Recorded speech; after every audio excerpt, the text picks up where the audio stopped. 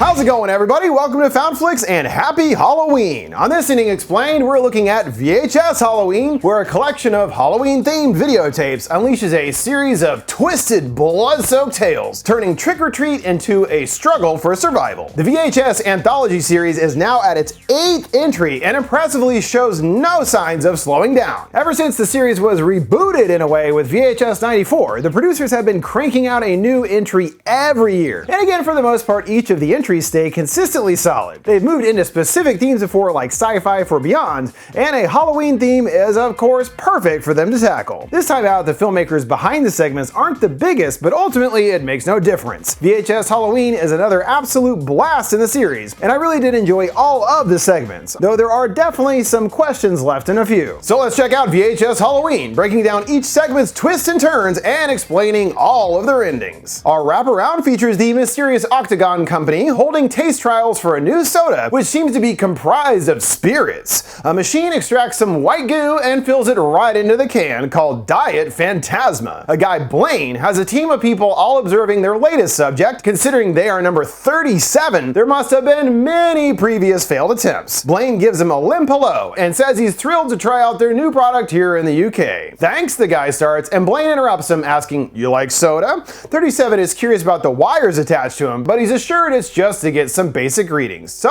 open the can and enjoy the spooktacular taste of Diet Phantasma. 37 cracks the can and takes a gulp. It tastes like, he starts, and something overwhelms him. The machines all go haywire, and he hacks up black goo, which then streams from his eyes. Tentacles emerge from the can and forces his head onto it to drink the rest. Blaine is only mildly annoyed at this outcome, shouting to get the place cleaned up. There's an odd disembodied giggling heard, and 37 is gone. Soon after, a suited guy cleans the place up with some blue gas. Well, still didn't get that formula quite right. In our first full tape, a pair of gal pals, Kaylee and Lacey, are having one final Halloween hurrah before Kaylee is off to college. Or as Lacey puts it, before they become lame tax-paying adults. Yep, you graduate high school and it's pretty much all over. They're interrupted by some random kids that pound on the window. One sneers, they're too old to trick-or-treat. "Mommy's gonna get you," they chant. Lacey shoots back, "Ah, she gonna make me one of her milk-sucking babies like you?" One calls her a bitch face and they run off. The girls scoff, that mommy's not real, also noticing a strange claw-like handprint left on the window. That's weird. Doesn't look like a kid's hand, is all I'm saying. What better way to have a proper send-off than dressing up like babies, smoking some reefer, and causing mischief all over town, including stealing candy from kids, or emptying the entire bowl at one house despite it saying one piece only. Naughty, naughty. Passing through a crowd, they overhear someone mentioning a girl that went missing last year, just 18 years old. Our girls have heard about this, realizing this is the same neighborhood where it happened. But they aren't exactly sympathetic, scoffing that she was asking for it in her slutty cheerleading costume. They come across another house that is all lit up, the lights all pulsating in a pattern. Lacey is convinced they've got king-size candy bars there and runs right to it. They ring the doorbell and she dons a baby voice saying twick-o-tweet. There's no answers, but the lights keep ominously pulsing. Disappointed, they are about to leave, and suddenly the door is wide open, appearing pitch black inside. An arm extends an old basket, tempting them in with a sing-songy coochie coochie coo. It disappears, and Lacey is hyped. This shit is scary, and she wants every part of it. Kaylee is less enthused. She doesn't want to end up like that cheerleader. Lacey is unbothered and waltzes right in, leaving her friend no choice but to follow after. They look around the place, noticing weird stuff on display,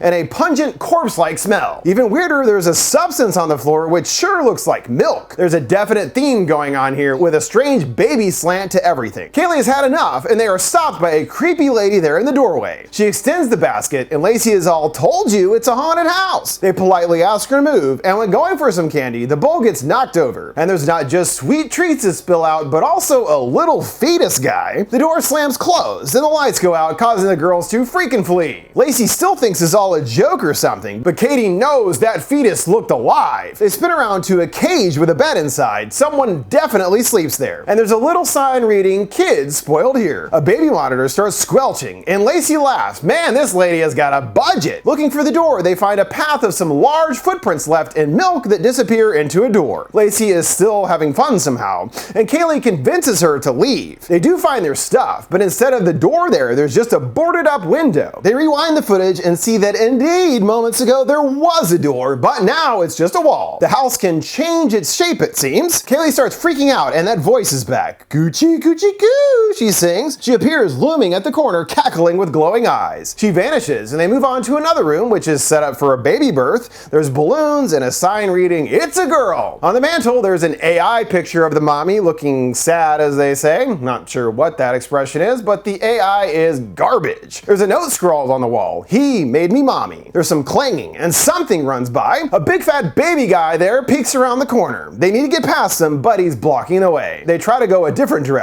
and the baby is still there munching on the wall. Mommy is heard from the other direction, along with some soft laughter. They refuse to go that way, and the baby glares with big weird pupils before running off. The next room has several empty bottles lying around, along with a strange elaborate device for pumping milk with spots for much more than 2 breasts. They find a girl strapped in a chair that is being force-fed mommy's milk, and it's actually choking her. Lacey wants to help, but they cannot do much now and simply move her out of the way. They open the next door to mommy there waiting, exposing her 6 breasts. Well, there you go. The girls run upstairs and they are still stuck. There is no way out. A hand reaches out and they see a girl in a cheerleader costume, which must be the same that went missing last year. They get closer and she's all big-eyed and full-cheeked. They ask her some questions like, is there a way out of here? And did that woman do this to her? Mama? The girl squeaks and they don't know how to respond. And she starts loudly shrieking. Knowing the noise will bring Mama, they see her down in the hallway, but she instead enters into another room. In the next one, the walls appear covered in shit and they move a table out of the way. Lacey reflects on those kids earlier and what they said about Mama, and now they know it was not a prank after all. Kaylee still doesn't believe the outrageous story, but now Lacey is convinced. Mama comes back every year to punish people who are too old, stupid, or greedy. They should have just stayed home. The lights start blinking and then there's something on the table. It's a photo of a hanged woman, now understanding that she was pregnant at the time of her death. On the back, letters appear, "I died to be free." Noises draw them to a nearby noose hanging from the ceiling. There's some thuds, and Mama's back! She goes for Lacey, getting her in a bone-crunching bear hug. Kaylee gets her free, and they wander through the house, encountering the big baby again. Lacey cannot go on anymore, sobbing in pain. Mama starts singing a lullaby that actually forces Lacey to fall asleep under her spell. Mama walks up and bestows her a bib. She turns the camera light back on to a horrifying sight. It blinks off and back just in time to see her legs getting dragged away. Kaylee chases after, the light now on the fritz. Following a trail of milk leads her back downstairs and then down into a basement. There's a concerning sign awaiting her, welcoming baby Lacey and Kaylee to the family. She comes to a crib with another fetus inside, and Mama sings her catchphrase. She peels back a sheet and the whole family is gathered there. Kaylee goes to Lacey and finds her friend already deformed. Mama sings her lullaby and Kaylee is affected now. She yawns and takes a seat, crawling right up to Mama's side. "I'll nurse you until you regress," Mama sings. "I'm gonna make sure you never die," she concludes with a dry laugh. Let's just kind of piece together what it seems like Mama's deal is from what we get. She was pregnant at the time of her death, and whatever was going on was not good. The whole died to be free thing, most likely her husband was abusive or something. It's because of how she died that her spirit is at unrest and continues seeking out the child she lost from beyond the grave. It seems that she manifests at Halloween each year to lure someone new that breaks the rules to become part of her ever-expanding brood. We then check back in on the Diet Phantasma gang for their next trial. Blaine is on the phone and guarantees to get the drink on the shelves by Halloween. He lights up a smoke, ready for the next test. The guy is concerned. Is the drink nuclear or toxic or something? Blaine assures him it's nothing of the sort, just full of evil spirits, nothing to worry about. He opens it up and it preys upon him, destroying him instantly. Blaine sneers, "I told you to turn down the formula." They did! Then what's going on here? 38 is still going nuts, and 39 frantically tries to escape. 38 reaches out to her and she degloves both of his hands. Another can moves on its own. Its tab shoots off and viciously slashes her throat. There's more evil giggles heard, and Blaine shouts in annoyance for them to just die already. Our next tape comes to us from Paco Plaza, co-creator of the Rec series, so he definitely knows a thing or two about found footage. A camera snaps, showing us an assortment of dead bodies, all missing their eyeballs, and there's some odd writing upside down on a wall. A recording plays, hearing about getting ready for a party and going to that place I told you about. Finally, there's an old rotary phone, a black phone. We don't know what went down there, but pick up in the aftermath with the lone survivor Onric, who appears haunted. The cops ask him for details. Why the eyes? And why is he blaming himself for something he couldn't have possibly done? They set the scene of that night, Onric spilling that he left a Halloween party, as per another girl Vicky's suggestion. They ask, when did things start going wrong? Onric revealing it was when they got to that room, the same where the bodies were found. Well, what happened exactly? But Onric can't quite remember. Short on answers, the police bring a team along with Onric out to the scene of the crime. He tells them that they all followed Vicky. She knew where to go. There's a tunnel that they use to get inside, and they follow that path now, trying to reconstruct exactly what the kids did. We flash back to Vicky guiding the kids down through the tunnel, shooting on her phone. She promises it's gotta be worth it. Someone asked if they're gonna be on the news tomorrow. Who knows, she laughs, and well, yeah, you are, you're all dead. She fills us in that they're visiting a special place on this special night, Halloween, where someone peculiar used to live. Henrik shows off his costume, a bald firefighter, and Vicky is not impressed. Now the cops follow this same route into the building. It was a woman, Roberta Marconi, that once lived here. She was a famous medium that organized many seances. Tonight, on Halloween, the bridge is laid out between our worlds. The living can walk amongst the dead, and vice versa. Henrik isn't buying it, joking that he was falling asleep. And Vicky doubles down she's not joking. Henrik now reaches the door and starts shaking his head. Then Vicky arrives there, everyone oohing. Henrik falls to the ground and attempts to run away. He's so scared. The kids are getting restless. How much longer? Vicky informs them that she found this place one night when working, and a coworker showed her. They got scared and left, and decided it would be a good place to show her pals. She smirks, "You're gonna freak." They enter another chamber, and she welcomes them here, also noticing that it appears inverted. There's a black phone in the middle of the room, and Vicky stops someone from touching it. That wasn't here last time, she claims. Now the cops are back in the same room,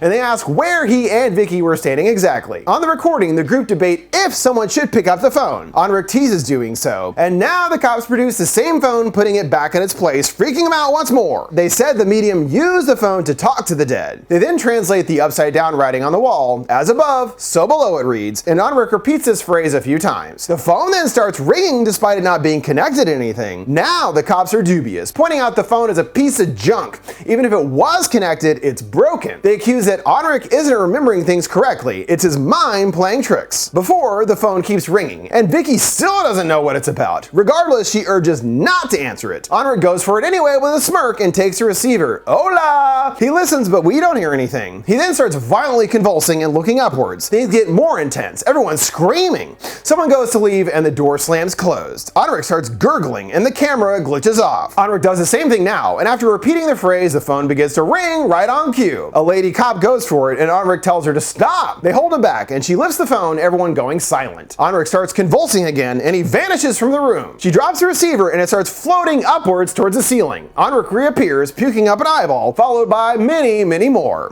One lady is lifted upwards, followed by another. It seems Henrik's doing lifting his hand, sending everyone else flailing towards the ceiling. Once everyone is trapped up there, Henrik emerges from another door, now inverted, as above, so below. He goes to the first cop and plucks out their eyeballs, gobbling them up. He makes his way one by one through each, gently humming along the way. Gravity then reverts, and the camera person falls to the ground painfully. Moments later, the rest follow suit. So what happened here exactly? Well, we know that that room was used by Roberta for many seances, and thusly the room would have that energy drawn to it already. Since Vicky said the phone wasn't there when she was there before, that's a difference. It must be one of those only on Halloween night does it appear kind of things, as Vicky said herself about the veil between our world and the other. Then the phone itself works exactly like the black phone from that movie, allowing someone to communicate to the other side. And it only rings after repeating as above, so below. This opens a door, and answering the phone allows something to travel through to our side. For Henrik, it was some kind of eyeball-eating demon that possessed him. Learn your lesson, stay away from black phones, no matter what. Our phantasm trials continue, and we get the picture by now. Subject 40 pops the tab, groaning it smells bad, but she takes a slurp and is pleased with the taste. Since she didn't die immediately, Blaine perks up, asking how she feels. 40 is okay, and she's asked to finish the can. She can't even start, hearing bones snap. Her eyes glaze over white, and the lights go crazy. She vomits up black goo, flinging all over the table. She approaches the glass and appears to follow his movements. He's worried about her breaking through, but everything is reinforced not to worry. There's a loud whirring heard, and a machine is activated, sucking a smoky substance from her body, which must be the spirit. The lady hits a button, and it's all pulled into a tube. Close, Blaine smiles. He can't believe they've actually done it. Now we get the real intention here is to infect people with the phantasm so they can effectively control them. He barks to change up the formula again. Well, what about 40? They take care of her by torching her into oblivion. Cannot leave any evidence behind. Fun size from Casper Kelly, who is behind the Bananas Yule Log movies, as well as Too Many Cooks and the Cheddar Goblin from Andy, has brought what is definitely my favorite of the shorts this time. A group of kids are debating what to do after a party. Haley proclaims that she wants some candy, and they point out that they are too old for trick-or-treating. A girl, Lauren, loaded up with cameras, know that she won't give up, so just give in. They take to the streets and ring their first doorbell. The man bristles that they're a little old for this. Josh brings up that he and Lauren just got engaged occasion show off the ring, getting some limp congrats from the couple. He can easily ID most of their costumes, but what's the deal with the cameras? Lauren and Josh excitedly explain that they're found footage horror movie camera operators. You know how you always wonder how they don't drop the cameras in those movies? Well, there you have it. The wife begrudgingly hands over some candy, and they are disappointed. Sour candy is lame, just dropping it on the ground. Austin groans that corporations have taken out all the variety in candy. It's all the same now.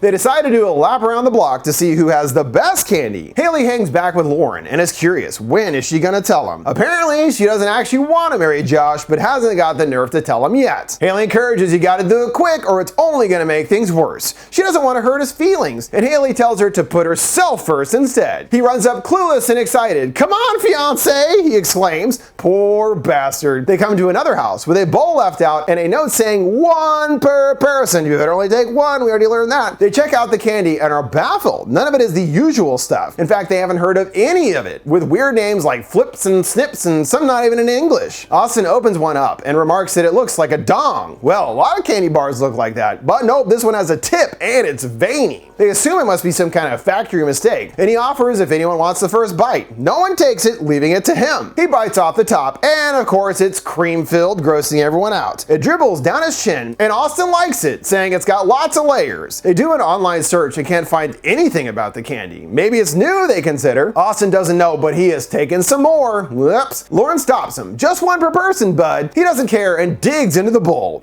A red hand reaches out from within and grabs him. The kids are impressed and can't figure out how the trick is being done. Austin gets tugged in deeper. They try to hold him back and he gets sucked right into the candy bowl. His friend gets sucked in right after and the girls run. They take a moment to try and comprehend what just even happened. They call 911 and when turning back to the house, the bowl is flying right at her. They find themselves now in a weird warehouse. Someone slinks by in shadow and there's a loud thud from the other side. Up ahead is the same candy bowl bathed in a holy light. He considers maybe it's the way out and reaches into the bowl, pulling out the same 1 per person sign. Should've listened. A stream of caramel begins drizzling down upon him, and Austin soon figures out what it is. Another light clinks on, revealing some weirdo guy in a suit with a big red head. In a high-pitched voice, they squeak, "Fun size!" They book it, noticing lots of blood all over the walls. Fun size appears again saying, "Hello there," to more screams. What the fuck is that, they wonder. No one knows, but figures that it is wise to get away from it. They find a door marked exit, but it's locked. Maybe there's a key nearby. They rummage through the boxes and stuff all around, and Austin does find a key. Before he can try anything, Fun Size is back and tosses him away. La-di-da, they sing and skip off. They follow some loud noises to a conveyor belt. Austin is already on it, shackled to the surface. Lauren fiddles with some levers which only add to the ceremony. The first lights a neon sign reading Fun Size, another causes confetti to shoot out and carnival music kicks on. And finally, the third turns on a sign, Yummy! Austin's hand is still clutching the key and they don't get to it in time before he gets rolled into the machine. Through monitors, we see him getting chopped into pieces, and the group can only watch on in horror. His hand is still clutching the key when it comes out on the other side. Fun Size returns, and they lop off his hand. No matter for him. "Oh no," he cries, and candy starts firing out of the hole. The girls scream to chop off his head, and his hand regrows. Yeah, this guy is certainly not human. They miss the key again as it moves to the next stage, getting covered in caramel, including his balls, each being turned into a piece of candy. Now understanding where all that candy came from in the bowl, people's parts, gross. The pieces come out on the other side packaged, and they dig through to find the hand. Lauren finds it. "Good job, fiancé," Josh encourages. A little helper guy then pops out and dumps out a bucket of candy on the floor, tripping Haley. A force sucks her away, followed by insane laughter. Josh tells her she's gone, but Lauren won't give up. They find her with a tube stuck up her shorts. It gets pressurized, sending a high-powered stream of candy up her boo hole, which tears her face clean off. Haley, somehow still alive, stumbles right onto the conveyor belt and accepts her fate. The machine gets to work, then processing her parts. The remaining pair make it to the locked door and try the key. It does work, but there is no relief finding a brick wall on the other side, along with the "only take one" sign. Josh shrieks that they didn't take more than one, they already killed the guy that did. Lauren calms him down, hoping that they're gonna get through this. They find an air vent, which they pry open. Josh goes first, looking back saying this is gonna be one hell of a story for the kids. Lauren looks down at the floor. It's another conveyor belt. It comes to life, and Lauren tries to go back, but Fun Size is blocking the vent. "Fiancé!" Josh cries. "Sorry we didn't get our fairy tale wedding. Unless," and he does their vows right now. It comes down to her saying, "I do. I do," she stammers. "Not!" Josh is shocked and immediately gets chopped to bits. She kicks the vent off and now is somehow outside the building. She screams for help. The ring is stuck on her finger and she struggles to remove it. Fun Size appears and crushes her head. Sometime later, the cycle begins anew. The mom and her kids are at that same house. The girl notes the candy looks weird. The boy finds something metal in his, a ring on a finger, obviously Lauren's. He's curious. I took 2. Is that bad?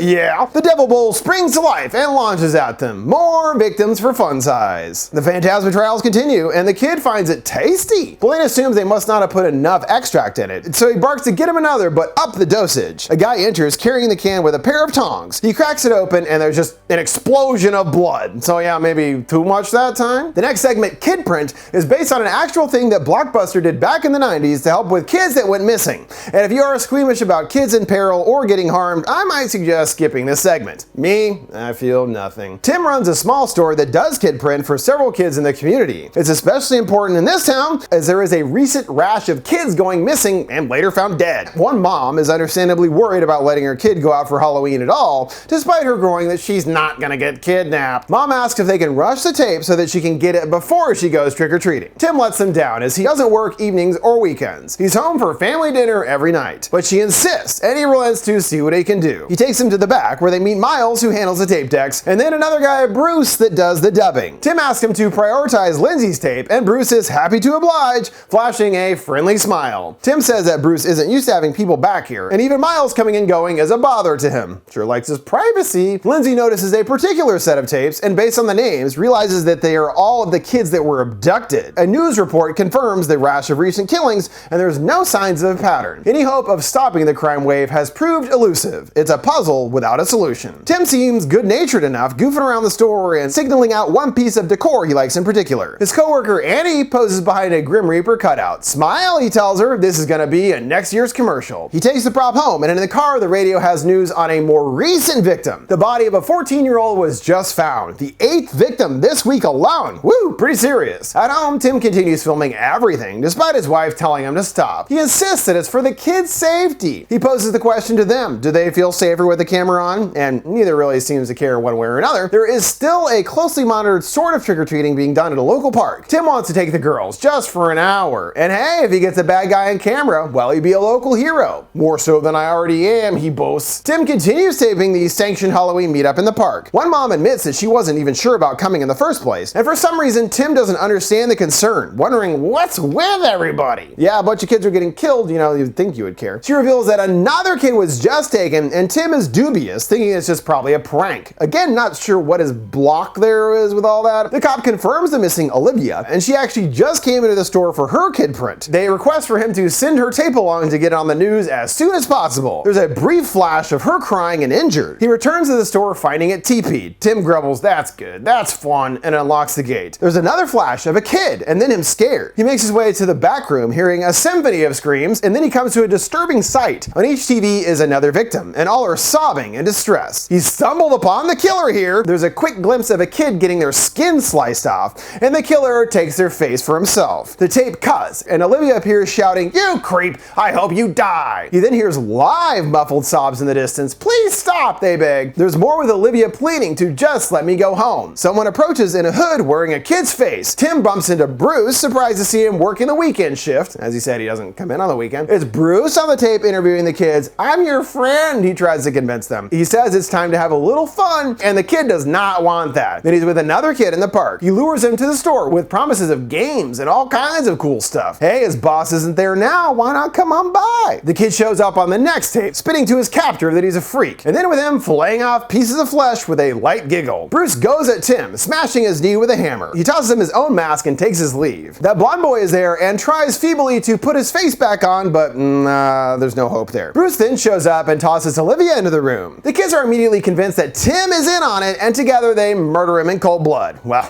sucks for him. We then see Bruce on screen doing his own interview. "Tell me your name," he says. "Little Brucey Denton. He's gonna be a cowboy for Halloween." His mom and dad are letting him go trick-or-treating for the first time. Now, they don't make it clear what Bruce's motivation is exactly, but it definitely seems that something happened to him as a kid that traumatized him completely. The kids try to escape, but Bruce descends upon them. There's lots of screams and loud noises heard, making us understand that these kids did not make it out. With Tim's death, he takes the blame for all the killings. His coworker is not Not surprised to hear this, Tim was always a little weird, she says. They try to get his family to speak, but they refuse to comment. Then they interviewed Bruce. He's worked here for many years. Did he know something was amiss? All he knows is that it's a damn shame. There were so many kids coming through here all the time. He watched video after video of those sweet, innocent faces. It harkens back to his childhood and how vulnerable children are. Regardless, he's committed to continuing the kid print service. For the children, you know. A final alarming shot dated November shows another girl, meaning after all that, he has been able to continue his disturbing work. In the soda lab, it's time for another round of victims, and Blaine can't even be bothered to pay attention anymore. The lady expresses concern. There's so many subjects at once will strain the equipment. They all open the can, and the camera bursts into flames, hearing snarling and growling. It's total mayhem, as expected, as people get sucked into the can, another gets their mouth torn open, one guy gouges another's eyes out. The equipment is overloaded as warned and explodes. They hit the big red button, and the machine starts sucking all the spirits into the vent. Did we get them all? Well, there's still one live reading, he's told. They see there's only a little girl left with milky eyes.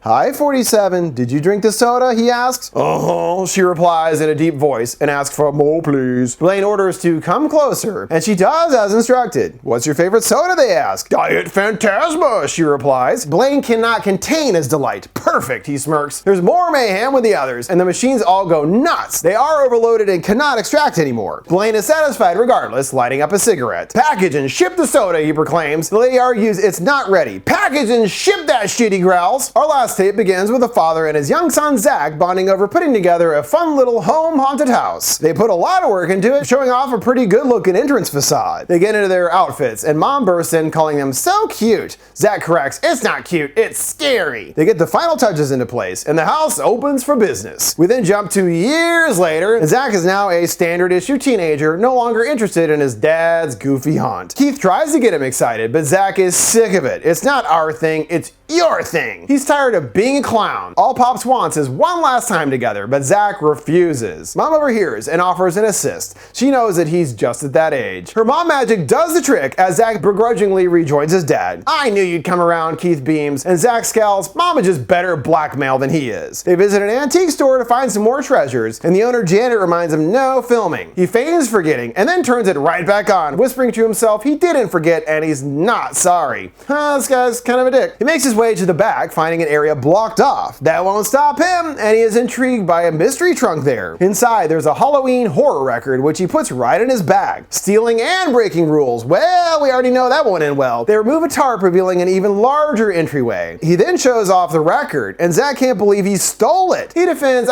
he left some money on the counter. It's not like she'll miss it either. Zach knows the history of the record, and it apparently is recordings of dead kids. His dad brushes it off, as only adding to the frights. This year is gonna be the scariest ever. He reads off the blurb on the back that makes it clear. If you play this record, you unleash the riders of hell with a symphony of the damned. This only pumps up Keith even more. On the night of the opening, a line of excited strangers are waiting outside, and Dad hands out pamphlets. He singles out one little girl, calling her a brave one. An older man behind her tells her not to worry, everything always looks fake. His wife then wonders why did he even come in the first place, and he says the whole point is to tell him that it sucks. Sounds like a fun guy. And this ponytail dude is none other than Rick Baker, one of the best special effects makeup artists of all time. Dude's a legend, so it's funny to have him here to rip on the haunt. Mom and Dad officially welcome everyone, and the crowd wanders inside. The first room, they say, is your place of eternal rest, gathered to bear horrible witness, Keith narrates. Rich fumes that get on with it, man. They put the cursed record on an old gramophone. Soon the camera starts to glitch, the lights blink, and Keith calls out to the spirits, "Let our symphony open wide the gates of hell." Objects start clattering around the room, and stuff falls off the shelves. There's loud maniacal laughter, and Zach can't believe what his dad has done. The record straight up bursts into flames, and then things go silent. Mom is understandably concerned, but Rich moves on, still confident it's not real. His disappointment continues into the next room, scoffing this is supposed to be a haunted house, not a mini golf course. A little ghost guy pops up, and Rich declares, "That's shit." The door slams closed behind them, and it will not budge. Rich keeps complaining, and another ghostly sheet rises. Keith says that is not his, and it covers Rich entirely. It twists around him, tightening, which shoots out blood to everyone's horror. More ghosts come to life, flying around the room and attacking everyone. The group moves on to a crypt, which they notice is now made of real stone. Zombies emerge from the coffin, and B-Boy gets gruesomely torn apart. They all push at the door, and the zombies lumber closer. Another girl gets her jaw torn right off. They are able to get to the other side, and Keith tells Zach to stop recording. He disagrees. He needs to keep filming to prove what happened,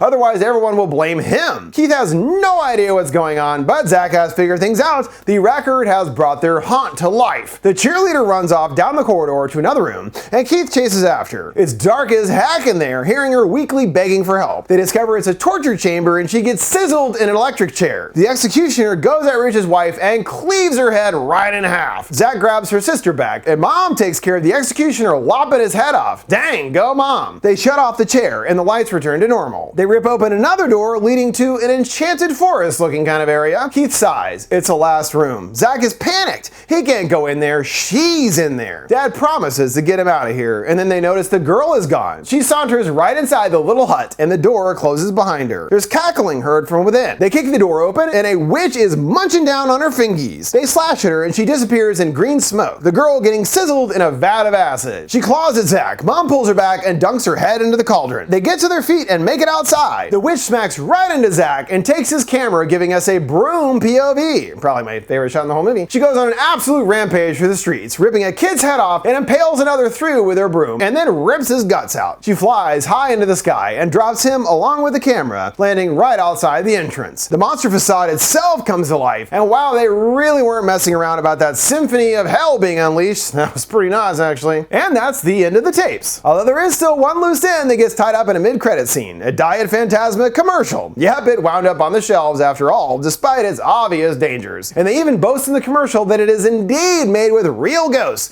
100% poltergeist extract. Yummy. Oh, and only 1 calorie. That same girl is back. She takes a sip and a demonic growl says how yummy it tastes. Now available from the Octagon Company. That'll wrap it up for this Evening Explained for VHS Halloween. Which was your favorite segment of the bunch? Let me know down in the comments below. Make sure to like, subscribe, and follow. Thanks for watching FoundFlix. See you next time.